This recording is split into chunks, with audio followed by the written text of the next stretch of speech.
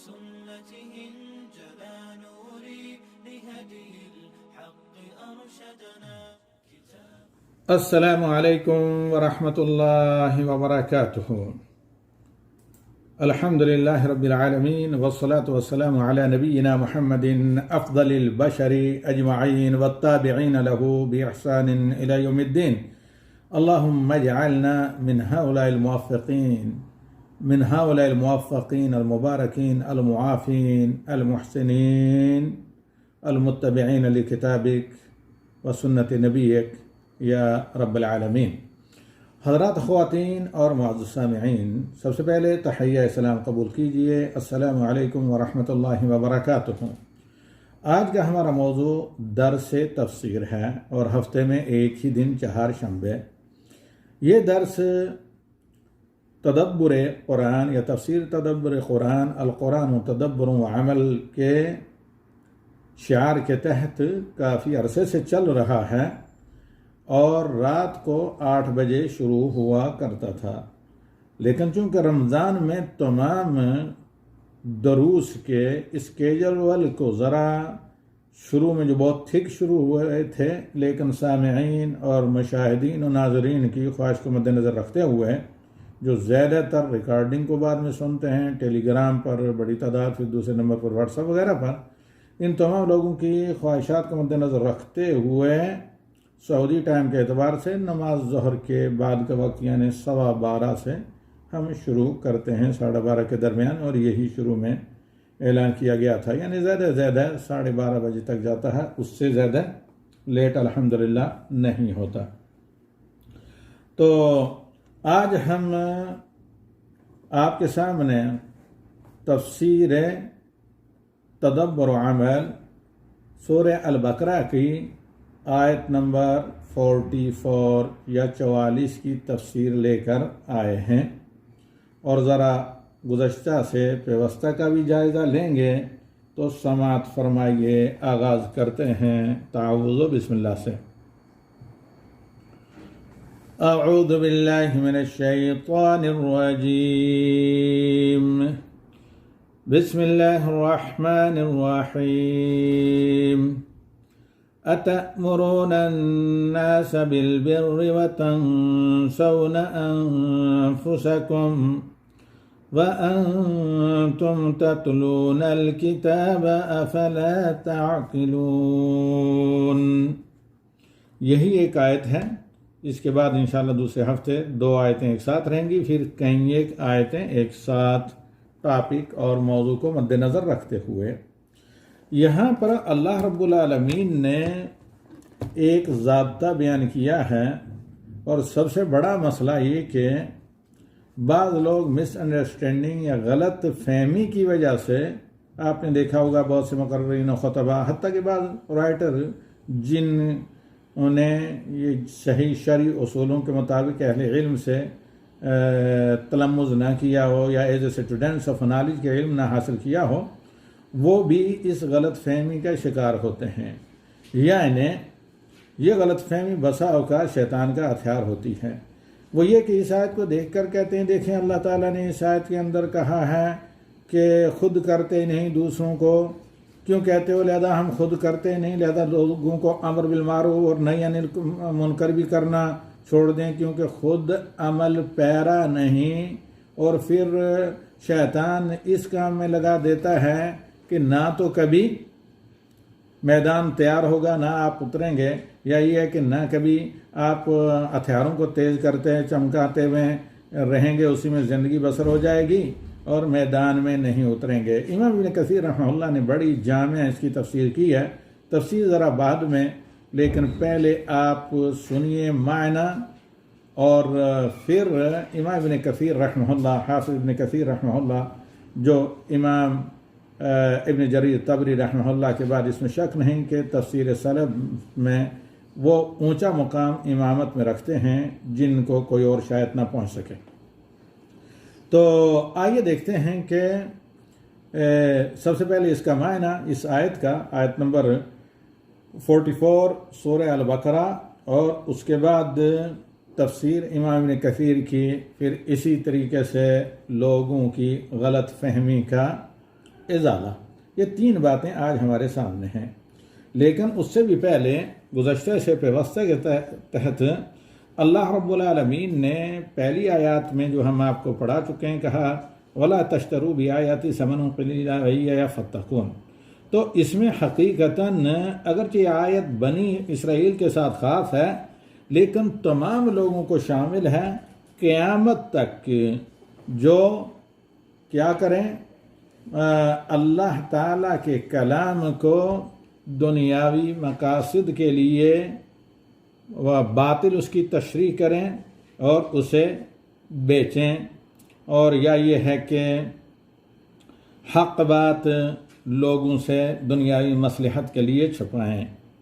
اس کے بعد اللہ رب العالمین کا فرمان وَلَا تَلْبِسُوا الْحَقَّ بِالْبَاطِلِ وَتَكْتُمُوا الْحَقَّ وَأَنْتُمْ تَعْلَمُونَ، اس سائے سے استدلال کیا گیا ہے کہ حق کا علم رکھنے والا آدمی، عالم بالحق جو ہوتا ہے، اس پر واجب ہے حق کا اظہار، اور حق کو چھپانا حرام ہے، لیکن حق کا اظہار ان معروف شروط کے ذریعے ہوگا جو اہل علم کے ہاں معروف ہیں، یعنی موقع محل کے اعتبار سے حکمت و دانش کے ساتھ اور زمان و مکان کو مد نظر رکھتے ہوئے، کہیں ایسا نہ ہو کہ بعض جگہ جہالت کی وجہ سے لوگ اللہ اور اس کے رسول کو جھٹلانے لگیں، یا یہ ہو کہ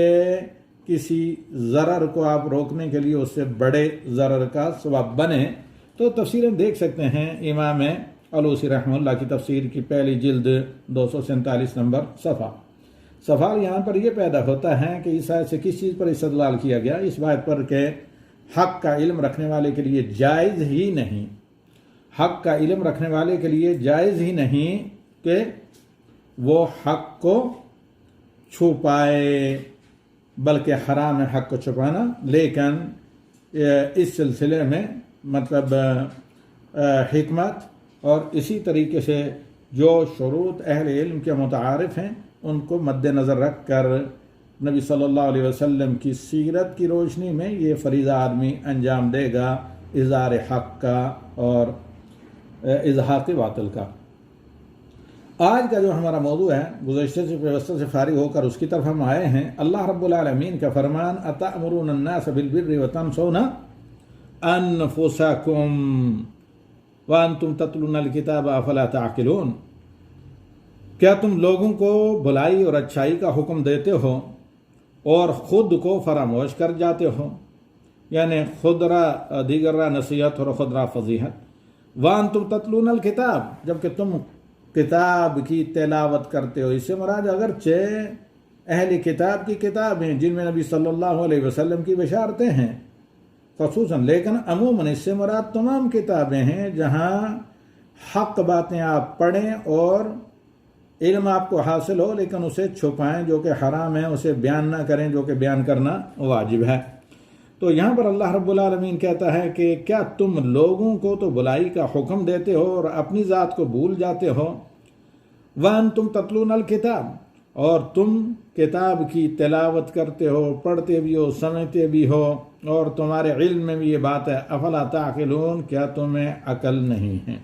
اب آئیے مباشرتاً دیکھتے ہیں کہ حافظ ابن کثیر رحمہ اللہ اس کی تفسیر کیا بیان کرتے ہیں۔ حافظ ابن کثیر رحمہ اللہ فرماتے ہیں ایسا نہیں ہے جیسا لوگ سمجھتے ہیں کہ بھائی ہاں عمل خود نہیں کر سک رہے، یا یہ ہے کہ ہمارے محیط میں قرابت داروں میں کسی کے رشتہ دار متعلقین حتیٰ کہ عیال وغیرہ اگر عمل نہیں کر رہے ہیں تو وہ سمجھتے ہیں اب ہمیں کسی کو کچھ کہنا بھی نہیں چاہیے، لوگ کیا کہیں گے۔ ایسا ہرگز مطلب نہیں ہے اللہ تعالیٰ کے اس فرمان کا۔ امام ابن کثیر کہتے ہیں لیس المراد ذمهم علی امرهم بالبر ما ترکہم لہ، مراد یہاں اللہ کی یہ ہرگز نہیں ہے کہ اگر وہ اچھائی یا صالح عمل نہیں کر سکتے، بھلائی اور بر کا کام نہیں کر سکتے اور اس کا لوگوں کو حکم دیتے ہیں اور خود اس کے تارک ہیں، اس پر مذمت نہیں کیا اللہ تعالیٰ نے، بلکہ علی ترکہم لہ، مذمت اس بات پر کی گئی ہے کہ تم لوگوں کو امر بالمعروف نہی عن المنکر کیوں نہیں کرتے، بھلائی کی تلقین اور بھلائی کا حکم کیوں نہیں دیتے، جبکہ اسی میں امت کی خیر ہے، کنتم خیر امت اخرجت للناس تأمرون بالمعروف وتنہون عن المنکر، اور یہی کیا ہے سفینہ نجات ہے. خیرکم من تعلم القرآن وعلمہ، جیسے کہ راشدین خلیفہ عثمان علی رضی اللہ تعالیٰ عنہ کی روایت صحیح بخاری میں ہے. بلکہ مذمت یہاں اللہ رب العالمین نے امر بالمعروف اور نہی عن المنکر کے ترک پر کی ہے، یعنی بھلائی کی تلقین کے ترک پر کی ہے، نہ کہ بھلائی کی تلقین پر اس کو پر عمل نہ کرنے کی صورت میں. کیونکہ الامر بالمعروف معروف، بھلائی کا حکم دینا، امر بالمعروف کرنا، یہ نیکی اور بر کا کام ہے. وہ واجب علی العالم، اور علم رکھنے والے پر جس قدر اس کے پاس اسے علم ہے، خواہ صرف طہارت کا علم کیوں نہ ہو، وضو سکھانے کا علم کیوں نہ ہو، تو اپنے علم کے مطابق امر بالمعروف عالم پر واجب ہے. لیکن پہلا فرض اور اولی فرض عالم پر یہ ہے کہ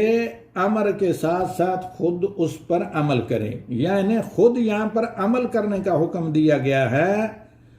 یہ نہیں کہا گیا کہ جب تک تم عمل نہیں کرتے تو تب تک امر بالمعروف کر ہی نہیں سکتے. آپ کے پاس علم آ گیا، آپ پر فرض ہے عمل بالمعروف، یہ خود ایک معروف ہے. لیکن ہاں مقال سے پہلے اپنے حال سے دعوت دیں، یہ اولا ہے. یہ اولا بھی ہے اور اولا بھی ہے کہ مقال سے پہلے اپنے حال کے ذریعے لوگوں کو بر اور بھلائی کی دعوت دیں، کیونکہ یہ عالم کے اوپر واجب ہے. یہ اولا بھی ہے اور اولا بھی ہے. اور پہلا فریضہ ہے کہ عمل کے ذریعے بھی لوگوں کو دعوت دے. اس کا ہرگز مطلب نہیں ہے کہ اپنے علم کو چھپائے اور انتظار کرتا رہے جب تک عمل نہ کرے گا. اور یہ کہ صرف لوگوں کو حکم دیتا رہے، خود متخلف رہے، اس کی اجازت نہیں. لیکن اس پر امر بالمعروف نہی عن المنکر کو ملتوی کر کے رکھنا، یہ بھی ایک شیطانی جال ہے، اس کی بھی اجازت نہیں. کیونکہ امر بالمعروف اور اس کا فعل دونوں کا دونوں واجب ہیں، اور ایک کے ترک سے دوسرا ساقط نہیں ہوتا. ان میں سے اگر عمل ترک ہے تو امر بالمعروف آپ کے اوپر سے ساقط ہرگز نہیں ہوگا، جیسے کہ امام ابن کثیر رحمہ اللہ نے یہاں پر ذکر کیا ہے. اور یہ ہے تفسیر ابن کثیر کی تفسیر ابن کثیر کی پہلی جلد صفحہ نمبر 82 میں، جو متداول طبع ہے عرب ممالک کے اندر. یہاں پر زوم میں کوئی مسئلہ ہے، واللہ عالم کیوں کنیکٹنگ ری کر رہا ہے. یہ کہیے کہ جو ہے اسٹاپ ہو گیا ہے. تو اینی وے معاف کیجئے، یہ ایک زوم جو ہے واللہ عالم کہیں. ہاں تو سن رہے ہیں جی. یہ ہے مفہوم اللہ رب العالمین کے اس فرمان کا، جیسے کہ میں نے عرض کیا تفسیر ابن کثیر پہلی جلد صفحہ نمبر 82 میں امام ابن کثیر رحمہ اللہ نے لکھا کہ اس کا مطلب یہ نہیں ہے کہ آپ کو علم ہو کر بھی آپ امر بالمعروف نہی عن المنکر، بھلائی کی طرف لوگوں کو بلانا، برائی سے لوگوں کو روکنا چھوڑ دیں. بلکہ اس کا مطلب یہ ہے کہ امر بالمعروف تو ایک فریضہ ہے، ہی ہے، ایک معروف ہے جو ایک مستقل ہے، وہ آپ کی ذمہ داری ہے. لیکن اس کے علاوہ جس کار خیر کی طرف لوگوں کو آپ دعوت دیتے ہیں اس پر عمل کرنا ایک مستقل فریضہ ہے. ایک کے کرنے سے دوسرا ساقط نہیں ہوتا، بلکہ اس کا آداب یہ ہیں کہ آدمی مقال کے ساتھ ساتھ بلکہ اس سے پہلے حال سے بھلائی کی دعوت دے. دوسرا ایک مسئلہ یہ بھی ہے کہ بہت سے لوگ ہچکچاتے بھی ہیں کہتے ہوئے کہ جب ان کے قرابت داروں میں سے کوئی رائے راست پر نہ ہو یا کسی کی اولاد متشرع نہ ہو، تو اب لوگ کہنے لگتے ہیں کہ فلاں آدمی دیکھیں وہ عالم ہیں لیکن اس کے لڑکے نوجوان یا اولاد فلاں فلاں پابندی شرع نہیں. تو ایسے لوگ انبیاء کی سیرت سے ناواقف ہیں. یہ اس بات کی ہرگز دلیل نہیں کہ یا ایھا الذین آمنوا قوا انفسکم واہلیکم نعرہ کے اللہ کے حکم سے وہ آدمی ناواقف ہے. بلکہ عموماً اگر انبیاء کی سیرت کو آپ دیکھیں کہ اس سلسلے میں کوئی کوتاہی نہیں کرتا. اگر واقعی شریعت کا علم رکھتا ہے تو اپنوں کو دوسروں سے پہلے امر بالمعروف نہی عن المنکر کے ذریعے صراط مستقیم کی دعوت دیتا ہے، تمسک بالکتاب و سنہ کی اور توحید کی، اتباع نبی صلی اللہ علیہ وسلم کی. لیکن چونکہ لا تہدی من احببت ولکن اللہ یہدی من یشاء کہتا ہے اللہ رب العالمین نے ابو لہب کو سب سے پہلے جن کو نبی صلی اللہ علیہ وسلم نے بلایا اور کہا یا ایھا الناس قولوا لا الہ الا اللہ تفلحوا، انہیں ہدایت نہیں ملی، لیکن بلال حبشی کو حبشہ سے، صہیب رومی کو روم سے اور دیگر لوگوں کو ہدایت ملی، پیسرے نو کو ہدایت نہیں ملی لیکن دیگر بہت سے لوگوں کو ہدایت ملی۔ تو لہذا یہ تمام کے تمام جو شبہات ہوتے ہیں، امر بالمعروف نہی عن المنکر، دعوت حق اور بلائی کی تلقین کے سلسلے میں، یہ شیطانی دھوکے ہیں، لہذا ان کی طرف آدمی کو توجہ نہیں دینی چاہیے۔ ایک آدمی آپ کو دعوت دے رہا ہے، آپ اسے قبول کریں، یہ دیکھیں کہ وہ حق بات ہے کہ نہیں، بے صرف نظر کہ اس کا عمل کیسا ہے۔ اس پر فرض ہے کہ وہ اپنے حال سے مقال سے پہلے اپنے حال کے ذریعے دعوت دے۔ اور اسی طرح کسی آدمی کا ذی علم ہونا، اس کے قرابت داروں کا بھی عمل ہونا، یہ اس بات کی ہرگز دلیل نہیں کہ وہ انہیں دعوت نہیں دیتا، بلکہ انبیاء کی سیرت کو ہم سامنے رکھیں تو اس بات کی دلیل ہے کہ اللہ تعالیٰ نے اپنے ہاتھ میں ہدایت رکھی ہے، ان سے چھین کر آپ کو اس کے لیے چنا ہے، تو اس کو نعمت غیر مترکبہ دیکھ کر قبول کریں۔ اسی پر اکتفا کرتے ہیں، آئندہ انشاءاللہ بدھ کو دوبارہ لے کر حاضر ہوں گے ہم، تفسیر آیت نمبر 45 اور 46 یعنی وَاسْتَعِینُوا بِالصَّبْرِ وَالصَّلَاةِ اور اس کے بعد والی آیت۔ یہیں اکتفا کرتے ہیں، اب آپ کے سوالات کے انشاءاللہ جواب دیتے ہیں بالمشافہ، اور جو ہمارے پاس موصول ہوئے ہیں القلم کی طرف سے، اور مزید کل کا جو اسکیجول کے مطابق الحمدللہ درس ہے، اس کے لیے ضرور آپ تشریف لائیے، جو ہے جمعرات اور اسی طریقے سے جمعہ 2 دن کے دروس، اور جو صفت صلاۃ النبی مدللاً اور مفصلاً ہم دوسرا درس آپ کے سامنے انشاءاللہ رکھیں گے۔ ھذا وصلی اللہ علی النبی وآخر دعوانا ان الحمد للہ رب العالمین، والسلام علیکم ورحمۃ اللہ وبرکاتہ۔